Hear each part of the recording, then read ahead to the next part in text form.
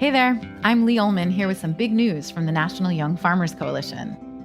We're partnering with Heritage Radio Network on a special season of The Farm Report. It's all about what's happening with the Farm Bill and how it impacts farmers and eaters.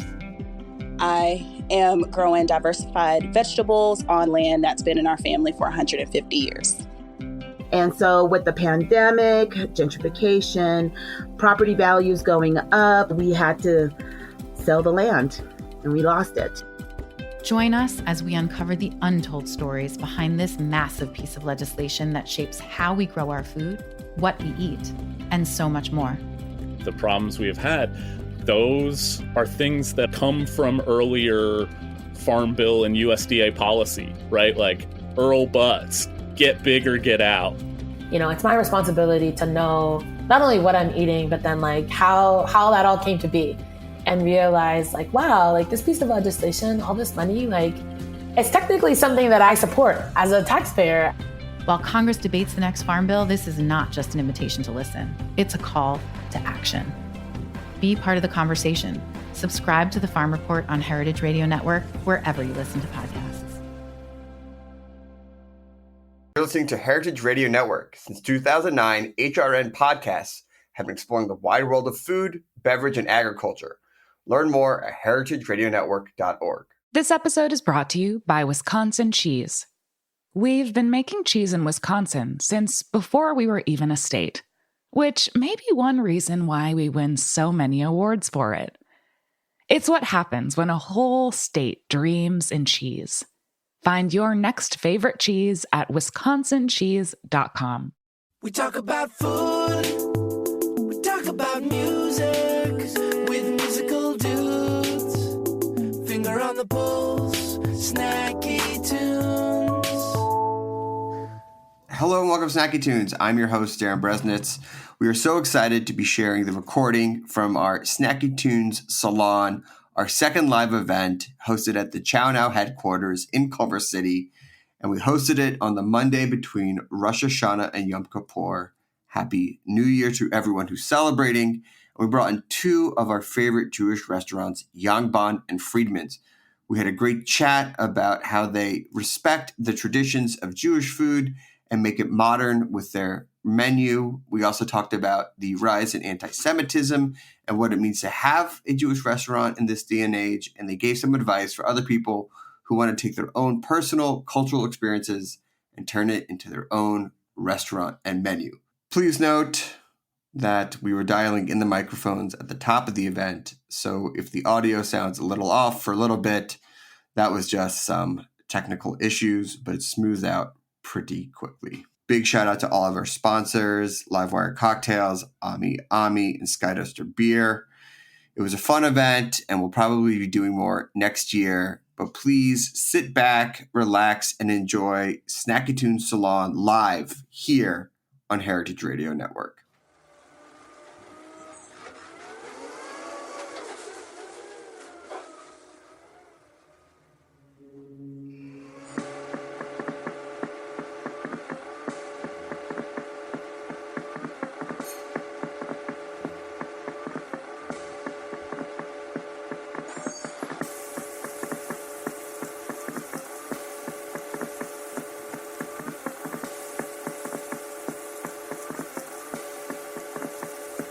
Tell me when you want me to.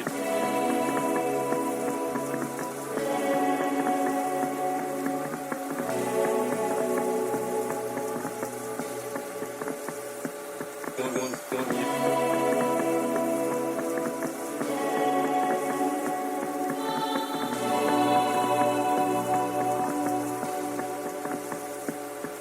want me to.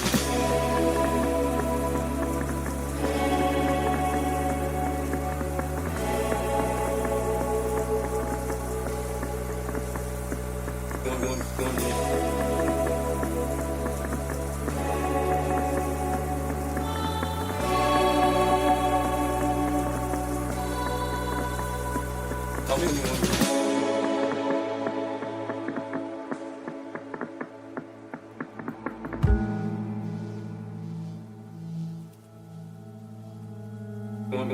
me to.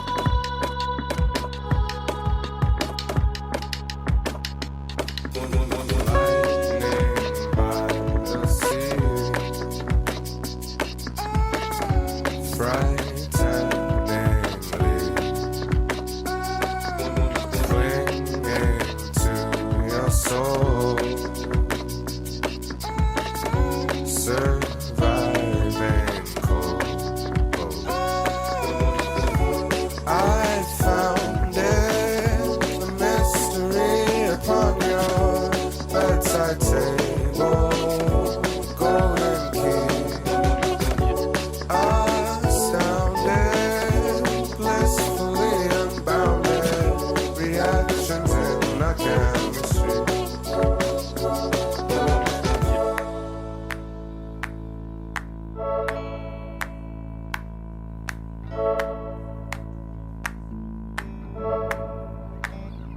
Tell me when you want me to be.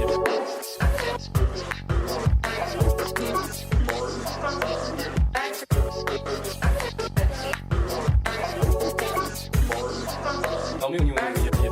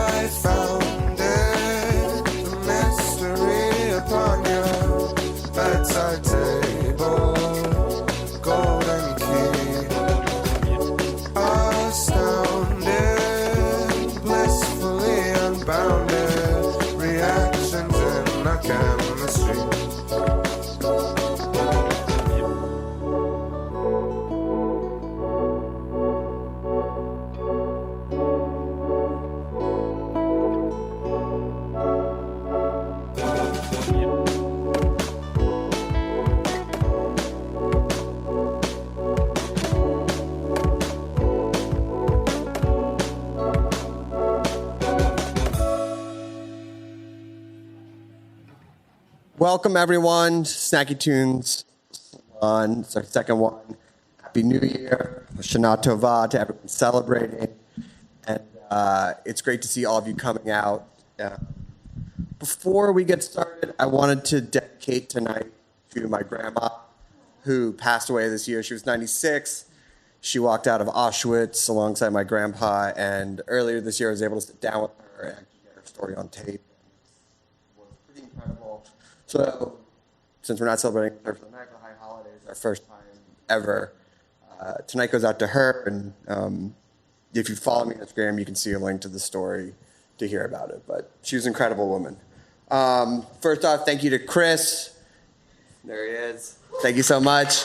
And ChowNow for hosting us.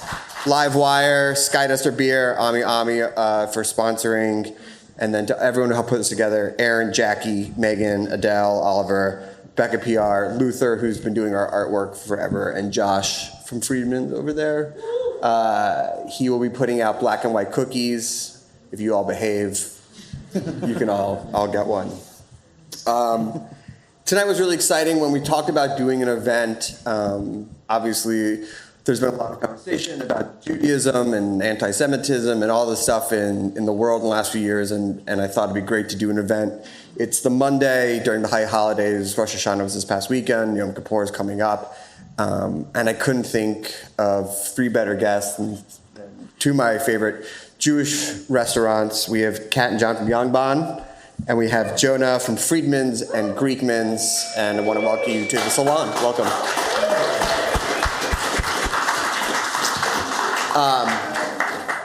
As much as I like to think that you're all here for us, we did post the menu, and there was brisket and salmon schmear and egg salad and matzah that was going to be served, and I know you probably came for as much as that as anything else. But I wanted to ask you guys, what do you love about Jewish food, and why do you think it plays such a big part in our culture? I think there's something that feels sort of like intrinsically nostalgic about it. It's I don't know, it's comfort food. It's like sort of peasant food, like especially if we're talking Ashkenazi Jewish food versus Sephardic Jewish food. It has humble origins, and it is intentionally sort of warming and nourishing. because of, the place that it comes from, right? And I think when I think about it, I think about family,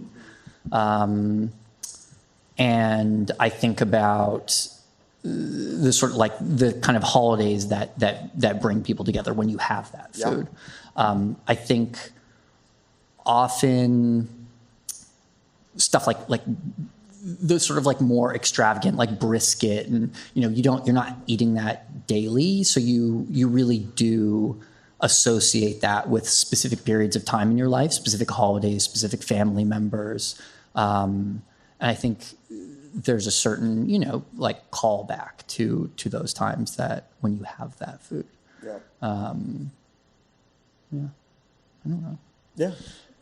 What about you guys? What do you love about the tradition of Jewish food and what it says about culture? So I didn't grow up culturally Jewish, but I grew up in the suburb of Chicago, Highland Park, Illinois, which is predominantly Jewish. Most of my friends growing up were Jewish as well. And for me, the parallels between growing up Korean and I think Jonah nailed it. It's the humility and kind of that struggle of making something great out of very few things. And I think that's a great parallel between what I grew up with my parents immigrating here in the 80s, definitely going through struggle to kind of get their footing. And I think that, for me, is the biggest parallel, and it's kind of intrinsic and very much kind of comes through in the food and the cuisine and the culture kind of surrounded around food as well. Hello. So for me, I would say maybe childhood was a little complicated. I was adopted from Korea when I was only 3 months old. My dad is Jewish. My maiden name is Weiner. And my mom is Irish Catholic. And so growing up, without even knowing it really, I was always kind of in this odd place of identity. I knew I was Asian. I knew I looked different. But then on my mother's side, they were kind of like blue collar. We would have like Irish stew, a lot of pot roast, Betty Crocker cookbook. But then on my dad's side, my Jewish side, my grandmother, she was like a single mother of 2 boys. And so that was challenging. She was also an English professor. So she was always correcting my English and the way I was speaking. But more importantly, from her, it was comforting. Yeah. She would, be boiling whole chickens and making matzo ball soup. And that's very different from like my mother's side, which is like Lipton onion soup mix and, convenience, like TV dinners. But my Jewish side, my grandmother, she always was like putting a lot of care into it. Making latkes from scratch and, grading them at her home and straightening them out. And then, teaching us the importance of lighting the menorah and also reciting it properly and enunciating as an English professor. But she also, she was very into the arts and she was an English teacher and she took us to Broadway for the first time. My brother, he lives in Studio City. He's an actor. He lived with her the summers growing up and was in a theater program. So for me, when I think of Jewish food, when I think of these holidays, it's definitely a time of like comfort, of family, but also she just brought this amazing element of art, which I think is something that we try to incorporate in our lives. Art, creativity, pushing boundaries, and just doing whatever you can for your family. Yeah, and I think family plays such a big part in this food and keeping that tradition alive, but you can't eat brisket every day, right? You can't have matzo ball soup every day. And there is this balance that you have perfected of keeping tradition and knowing that you're eating food with a certain point of view, certain background, but also evolving it because you're a restaurant, you're a business, and you want to bring people in and things like that. And I think of, obviously the waffle latkes, from Freedman's, and then like the matzo ball mandu from Yangban. So how do you balance what's tradition, what's familiar, but with making it new and your own? And what is the shift in, I think, restaurant culture and allowed you to do in the last few years that may have not been able possible in the last few years to balance that tradition and the new modern thinking?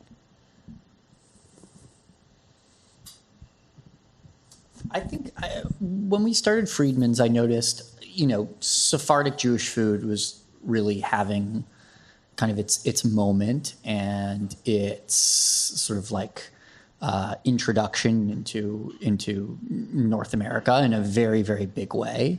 But at that time, Ashkenazi Jewish food hadn't really had that to the same extent. Like I saw a lot of, nouveau and new school delis, but they were essentially making just like straight deli food with better ingredients. Sure. And that was kind of it. It was like, let's source from a couple farms, but the food is the food. Like it's traditional recipes presented traditionally. And I think what I was interested in is looking at the kind of like essence of these flavors and the ideas that are presented in Ashkenazi cooking and making that a little bit more modern, a little bit more fun, and a little bit more accessible, and a little bit more like an actual dinner restaurant. Because I think also delis typically have had at least in some parts of the world, have had a difficult time like operating at night, like as a proper dinner restaurant where you go and you get a cocktail and you get a glass of wine and you have a proper night out, rather than just like a big sandwich and a root beer. So I think that's sort of what I was interested in when we opened Freedman. Is the question of like, why can't I have a kind of elevated Reuben and a martini at the same time in a why can't nice we all dining have room? that? Yeah. And you guys, I remember you guys had the deli counter to start, and your menus evolved. So what's that journey been for you? It's been quite the journey. For us, I think it was taking what Korean Americanism is and kind of trying to flip it on its head. I think oftentimes these cultures get put in a box of how you eat or how you should cook. And for us, I think there is this somewhat of a renaissance coming of age of Asian Americans that are maybe sons or kids of grandkids or grandkids of immigrants or kids of immigrants. And we're able to kind of explore some of our upbringing while also being culturally raised American. So for us, it was really important to be authentic. And we often get asked, where is the Jewish influence coming from, right? And for us, as long as it feels like it is coming from the heart, it is coming from Kat's grandma's matzo ball recipe that's in our dumpling, those things feel right. And I think we're always searching for authenticity and kind of exploring those boundaries through that lens. And with that kind of exploration comes this kind of style of cuisine that we've been exploring for the last year and a half. And and a lot of that kind of is parallel with that search of identity and where we fit in and what feels right to be Korean American and what that means today. Yeah. I think for us too, we spent 9 years working for Christopher Kostow in the Napa Valley. He's Jewish. I don't think by any means does he, intentionally try to make Jewish cuisine. Sure. He more cooks California, local, whatnot. But in working with him for 9 years, we kind of saw those elements where there were like little notes of being Jewish. And I think that was very inspirational to us and what we do, that it doesn't need to be so obvious. It doesn't need to be so blatant. But if it feels right, if it's something that makes sense to you, that you should absolutely incorporate it. Yeah, I mean, you can see it in a lot of chefs who are Jewish, but maybe don't put Jewish food at the center. And with both the restaurants, that's a big part of your personality and what you talk about. And look, we've all seen what's happening to a lot of Jewish people last year, the rise of anti-Semitism. And when you think about food through that lens as like political or standing for something, you are putting that at the forefront of your restaurants and a part of your story, especially when you talk to press or put out there. Why is that important to you instead of just saying like, it's going to be there, but we're not going to talk about it? You're saying like, no, this is something we stand for and it's a big thing that we represent.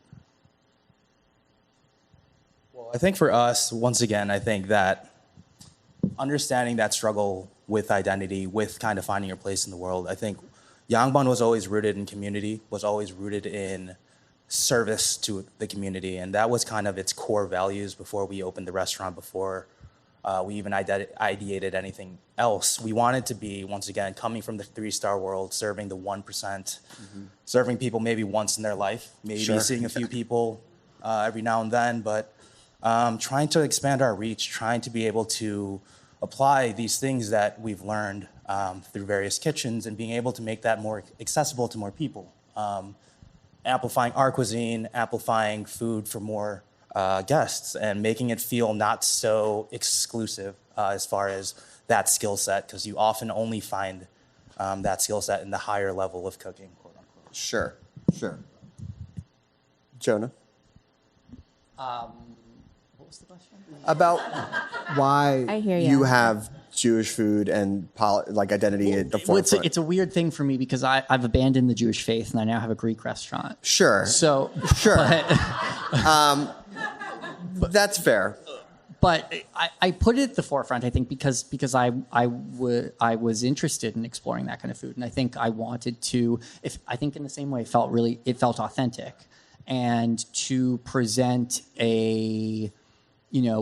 to present sort of like Jewish American, like a Jewish American experience, because I think aesthetically.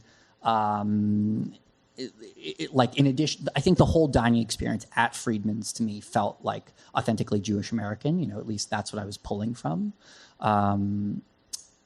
and I think that just felt like familiar and fun, and it wasn't something that I necessarily had like seen a lot of. And I think that representation was something I was interested in exploring. Like there's I don't know. I think even now there's like I'm trying to think of like how many restaurants I can name that are really like authentically Jewish American in that way. Kibbutz Room, yeah. Yeah, it's about it. Yeah. Kachka. Yeah, Kachka. Right. Shout out to Bonnie. Yeah. Love Kachka. You talk about your core values, and you just talked about your evolution to Freedman's to Greekman's, and Yangban, if you haven't seen it this last week, they just debuted their new design, which is gorgeous both in aesthetic and menu. But walking back into the restaurants, even after all the changes, you still feel the core value of it. In evolving, in redefining the restaurant as it faces outwards, what did you want to hold on to, and what did you want to evolve? I think, again, we come from a background of providing a very curated experience. And I think classically we're trained to put together like all of your best qualities and show them to everyone every night. But I think for Yangban, it was really important for us to just be ourselves and put that out there. And knowing that would take work, and knowing that along the way there would probably be edits that need to be made, and evolution and growth. And so in this iteration of Yangban, and I say this sincerely, this sounds like a PR stunt. Sincerely, I think we're the most excited about this chapter. I know with the deli, I still feel like we're going to come around and do the deli again, hopefully, in a few years, Korean American deli. But I do also think that was like a reaction to us really wanting to like be here for the community and get rid of some of the smoke and mirrors and remove some of the the things that jack up the price and be humble. But I also think that was us saying like, I don't know who we didn't know who we were. Sure. We spent 9 years, mentoring under someone and doing, helping them with their vision. So in this process, while we have opened 3 times in a year and a half, this final one feels great because, there was a part of us that I think missed a little bit of that background. And some of that show and some of that intensity and some of that like attention to detail. So for us to get to reopen, still be doing food that is authentically ours. It's Korean, it's American, it's Jewish in some ways, and do it in a room that I think we're really proud of and present it in a new way that I think will reach more people. I think we're excited about this chapter. Yeah. And what about the Greekman's chapter, which is delicious on its own right, but still feels like you're walking into the old Freedman's? I mean, 'cause, I think in part we did, a $5,000 paint job, and that was, that's the extent of it. But I think, to like, it's a restaurant that is a neighborhood restaurant, and it always was, and that was the intention from the beginning. It's the kind of like awards were great, but that wasn't the point. The point was to hunker down in like this sort of Silver Lake Echo Park border and to feed the community in that way. I think we've always tried to like keep our price point relatively accessible and have like a relatively like laid back approach, but hopefully relatively attentive style of service. I just feel like in some ways it was just a response to me like coming from wherever I was coming from at that point and touching down in Silver Lake and figuring that like this is sort of the vibe and atmosphere, and this is kind of the restaurant that I thought that neighborhood wanted and needed, and it's also the restaurant I kind of wanted to open. Yeah. So, it felt like I guess natural and authentic in that way, and I think that's what we've tried to grab onto is how do we still try to have these like very human experiences at tables, right? Like, I don't want our servers to be robots. I want them to be themselves. And I want that experience to feel that, like, I want you to feel like there's a sense of community when you're walking into the restaurant. And I hope that continues to translate. I mean, I think the great thing about both the places, other than being able to have the longevity to evolve and change, is that you are serving community. Like, you are neighborhood restaurants, but then you're also telling your story. And I think that is where a lot of restaurants are headed now, is that places that serve the community, you both have awards at a national level, which are great, but we all know that does not mean you get to stay open for 5-10 years. We've seen a lot of things win awards and then unfortunately go away. So for people who are thinking about opening up a neighborhood spot or opening a place in the community, but also tells the personal story through heritage or point of view, what advice would you give, both in being kind to themselves and allowing themselves the freedom to make the food they want, not being so stuck in tradition, but still having a nod to where they come from? Run a lean labor model. I would say it's a delicate balance because you hear a lot of these restaurants being so deeply personal, so deeply about these stories, and we want all this to convey through the food and the style of service. But for me, the realization of being closed for a little bit, the 30 days we were remodeling, and being able to be a normal human being and eat dinner at a normal time with your family, it puts things into perspective as to why people go out to restaurants, to celebrate, to hang out, to catch up, to break bread with family. And sometimes as a chef, you lose sight of that. You lose sight of that part of what is special about restaurants and why restaurants will continue to exist. So for me, the balance is do what kind of gives you purpose, but also keep in mind that we're here to feed, we're here to be that forum for families to unite, for friends to celebrate birthdays, anniversaries. And that, for me, has been, I guess, the biggest inspiration to why Yangban 2.0 is going to kind of go more into that experience and explore what that experience is for everyone else, because everyone is there for a reason. And that was kind of inspiring to me as far as the exploration.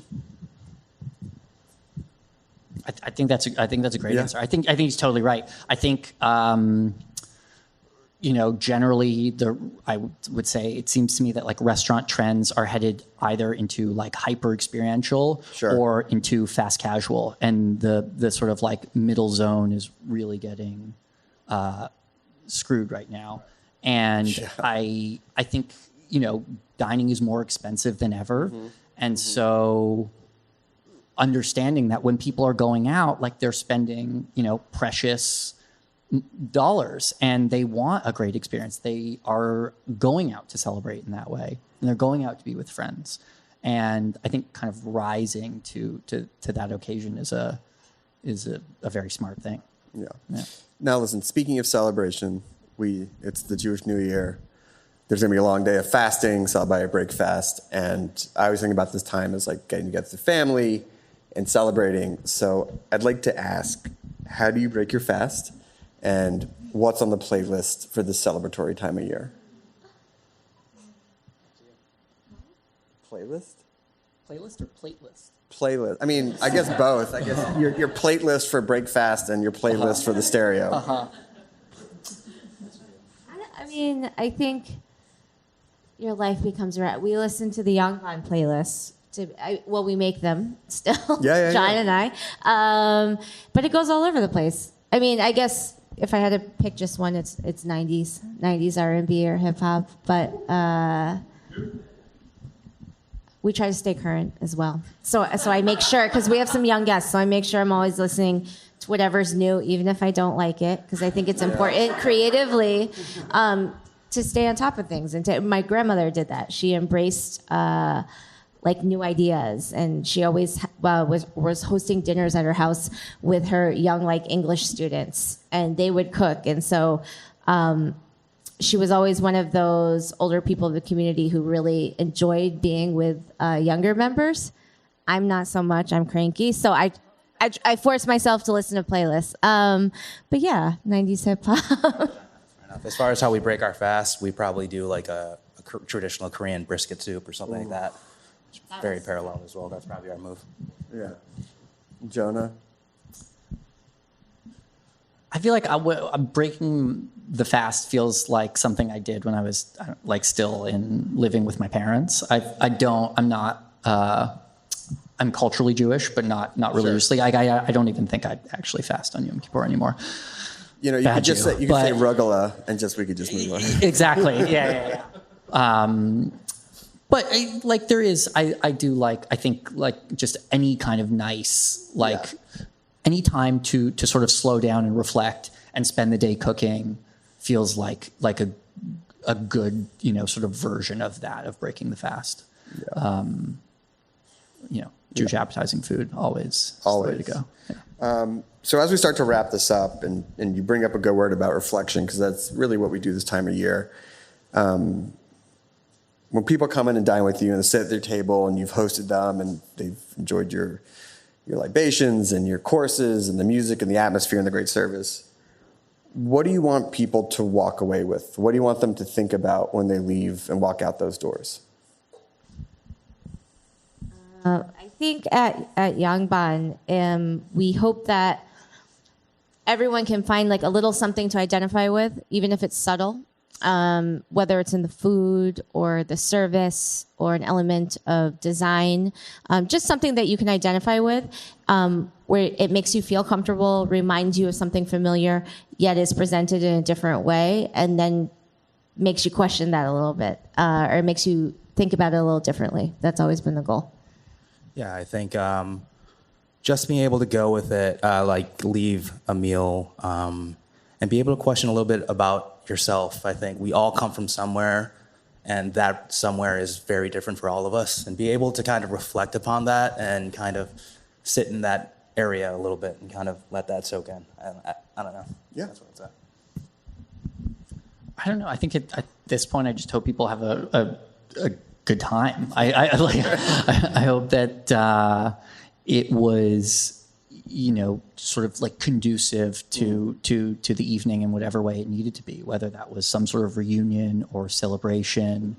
I hope that we could sort of be of service in that way, and then I hope they think, when are they coming back? Yeah, exactly. Support your neighborhood restaurant. Yeah. Well, thank you all. Thank you for coming out, for doing what you do. If you haven't been to the new Yangban, swing in. If you haven't been to Greekman's, swing in. We have black and white cookies because you all behaved very well, and there's some drinks left. And thank you again to Chris and ChowNow and everyone.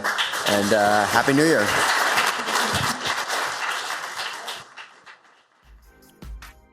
This episode is brought to you by Wisconsin Cheese. There's a reason when you think of Wisconsin, you think cheese. Cheese is a huge part of Wisconsin's history and future. In Wisconsin, the state of cheese, the tradition of cheese-making excellence began 180 years ago, before Wisconsin was recognized as a state. Immigrants traveled to settle in this lush green hills of Wisconsin, bringing their cheese-making traditions with them. These storied skills, combined with the freshest milk available, created a cheese-making culture that is uniquely Wisconsin. Wisconsin's 1,200 cheesemakers, many of whom are third and fourth generation, continue to pass on old-world traditions while adopting modern innovations in cheese-making craftsmanship. Find your next favorite cheese at Welcome wisconsincheese.com. back to Snacky Tunes. We have Ben Shirkin live in studio. How's it going? Good. Good to see you. I'm Ian White. I'm the I'm the hired gun. Oh, hey, hired gun. Hi. Bass player. Bass player. Bass and guitar. Bass and guitar. Yeah. Ben, you were raised as a jazz guitarist. Yeah. What is it that... In a way. In a way. Well, in what way? And also, how does that differ from just regular guitar? And why did you lean that way as a young kid? So, in high school, we actually played in the jazz band together. We went to high school together. And I would say, you know, it's mostly structured as you're reading music, you're soloing. It's a little more free form. But at the same time, there's more like music theory applied to it, which I'm not like the biggest fan of. I would honestly consider Ian like a way better guitarist than I am. I'm not trying to like flatter him. I'd agree with that. But yeah, it's just like different from the music I'm making now. I still apply like sort of the same chord structures and a lot of like major sevenths and minor sevenths that like find its way into my music now because of that.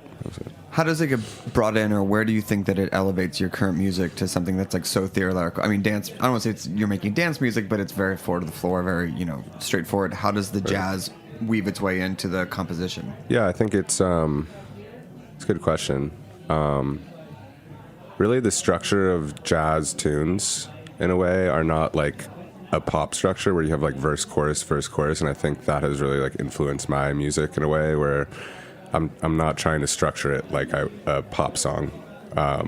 I'll sort of weave into like new sections one after another and not really think about, okay, this needs to be a bridge and then a chorus is sort of like melody. It becomes important, and that's like one of the most important parts, and sort of veering away from any sort of like normal structure in that way, that mindset. Yeah.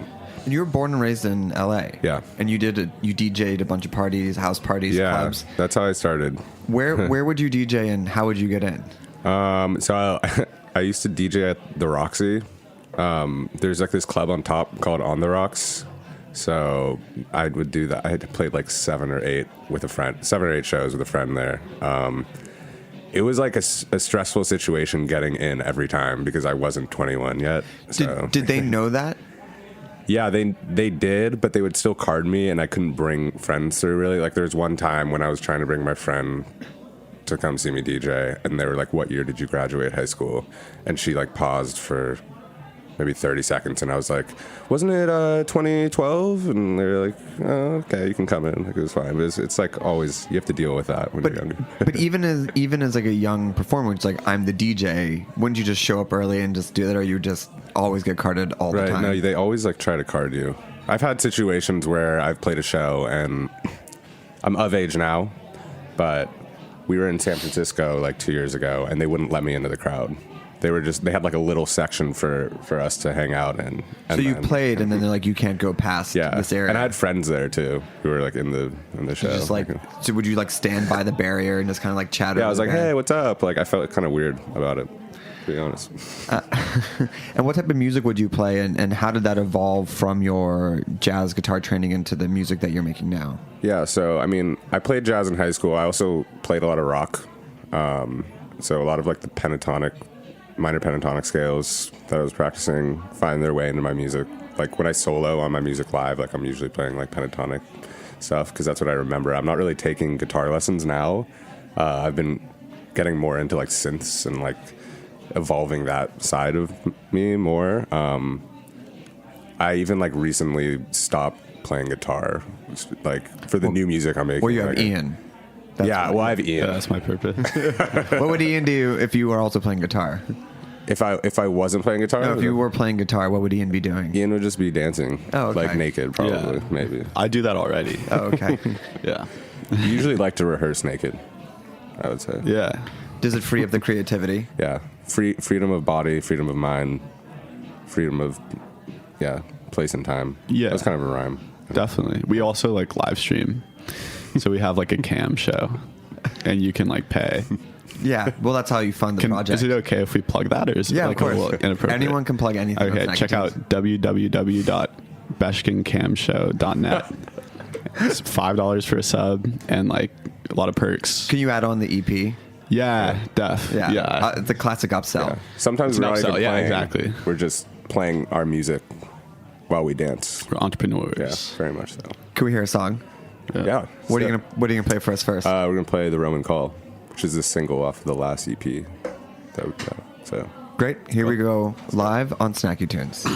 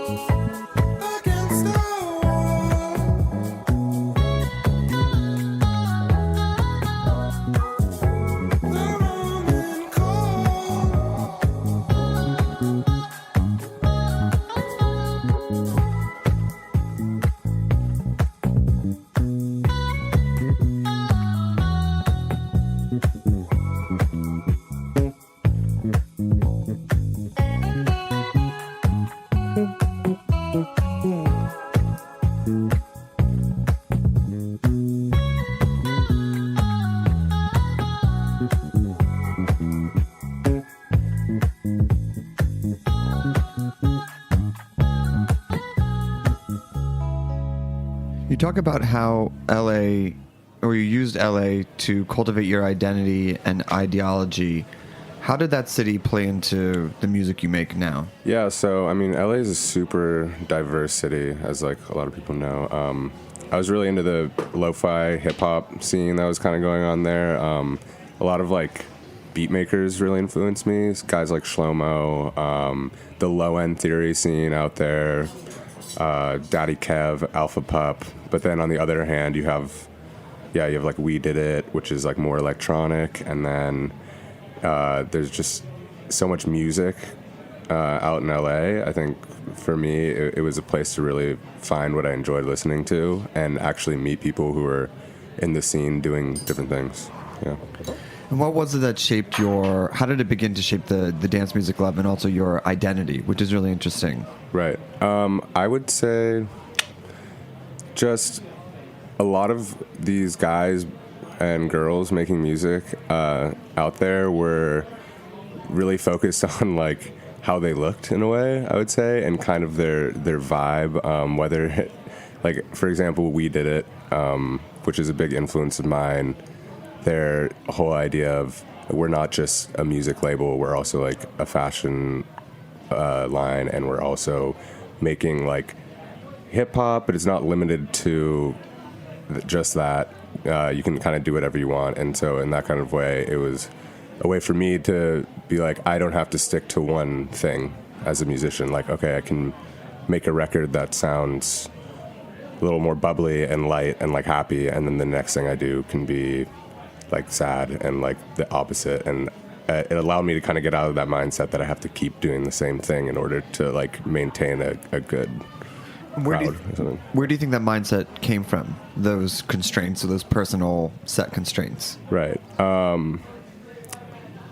Maybe like I don't know. That's an interesting question. I think that something that like pushes me or like was holding me back, but at the same time pushing me, was like my mom, who would be like, okay, I like the electronic stuff that you're doing, but like play guitar more and like sing and do this. So in that way, I started playing guitar and like singing more, and at the same time, it didn't like allow me to like I wasn't making decisions for myself.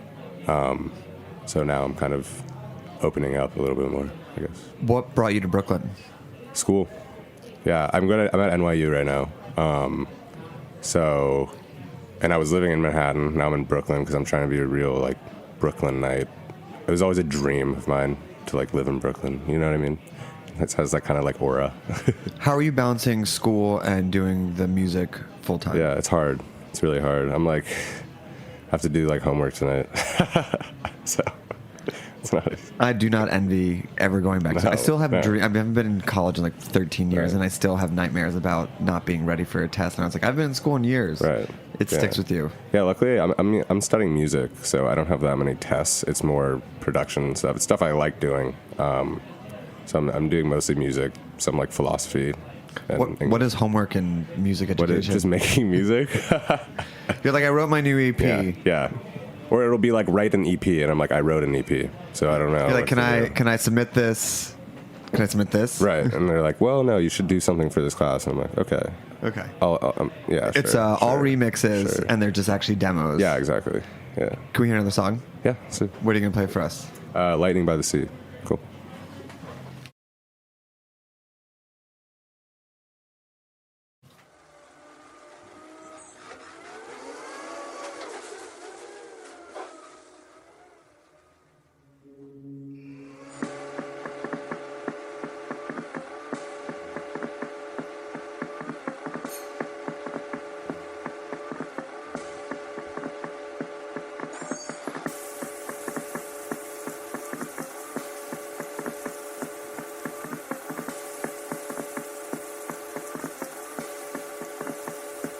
Tell me when you want me to.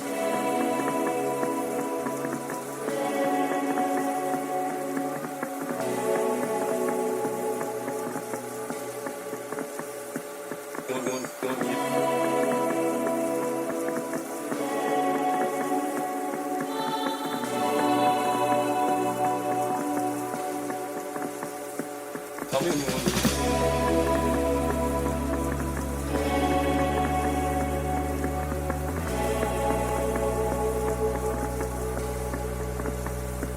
Tell me when you want me.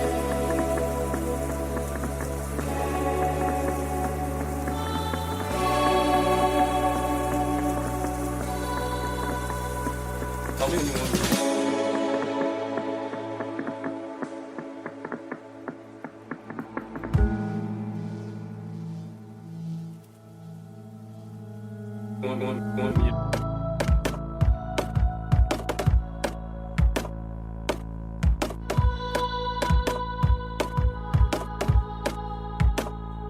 Tell me when you want me to mute.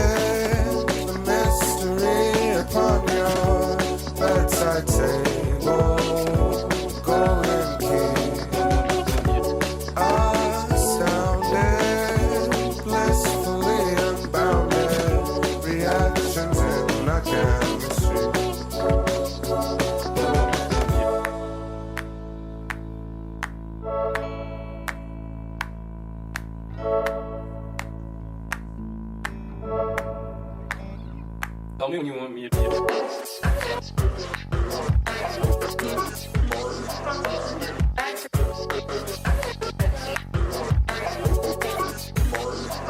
Tell me when you want me to mute.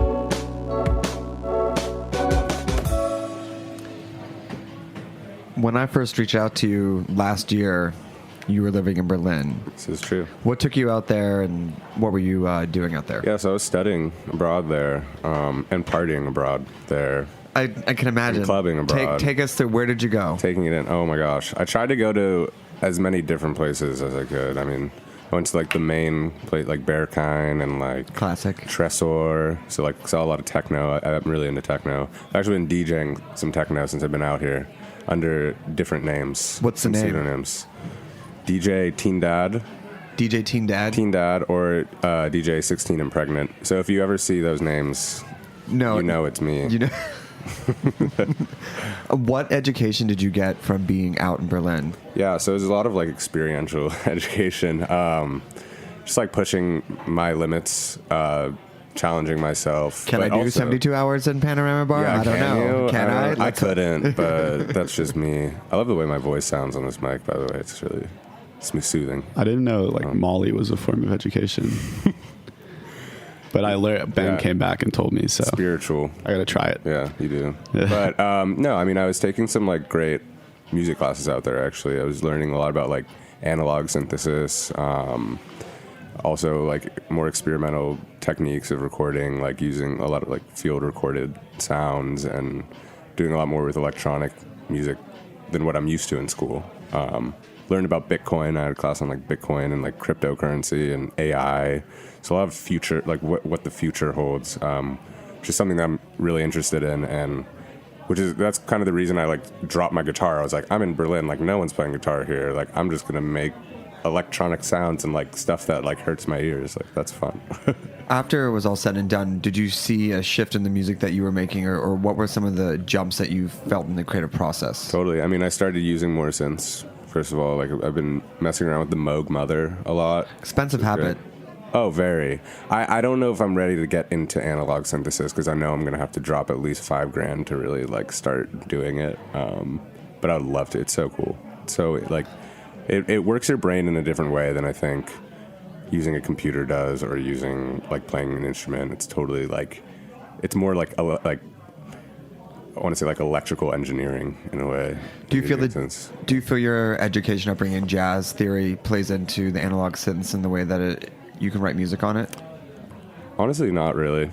Not, because it's like, if you're using something like a Moog Mother, it's like one note, right? That you're like sequencing a bunch. So at that point, you're kind of just using your ears to like adjust resonance and like frequencies. And it's less, for me, theoretical and more like intuitive, trusting myself. So between synth education, going to class, you have a show this week at Elsewhere. Yes. Who are you playing with? When are you playing? Yeah, I'm playing. So the show starts at 8, goes to like 11. Playing with this band, Blood Cultures, really cool band out here, and this really cool producer, Jackie Mendoza. So it should be a great show. I actually just played with her out in LA, and we might start playing a few more shows together out here. And they let you right in through the front door. 21. Show me your ID. Yeah, I'm fine now. No barriers. Have a drink. Zero barrier. I mean, yeah, I've been drinking a lot. Like, it's good. It's good. I'm sure, like, some people who are listening to this are like, who the fuck is this kid? We were all 21 and in Berlin once. Exactly. Yeah. Well, most of us. I hope so. I mean, I'm 20. I've never been to Berlin, so. Okay, well, you have time. You have time. Yeah, true. It's an exodus. You have to take it. You have to. You have to put in the. You have to put in the time there. That's true. I want to make sure we get time for one more song. Mm-hmm. Where can people find you? Get your EP. Find out about shows. Yeah, I mean, if you use SoundCloud, go to SoundCloud. Go by Beshkin, or Spotify. Both are really good places to find music nowadays. I don't really use Bandcamp that much, but you can find my music on Bandcamp. If you want to pay for it, that'd be cool, but I don't really care that much. Bandcamp has been really good to artists. Yeah, it's true. They haven't been like super good to me. Oh. But in general, you're right. In general, right. Well, I want to thank Billy and Ariel coming on, and Ben and Ian for coming by. Thanks for listening. We will be back with an all-new episode of Snacky Tunes next week. What are you going to take us out with? I'm going to take you out with a song called Secrets off my first EP. So, yeah. Secrets. Don't ruin the secret. Thanks for listening. Here we go.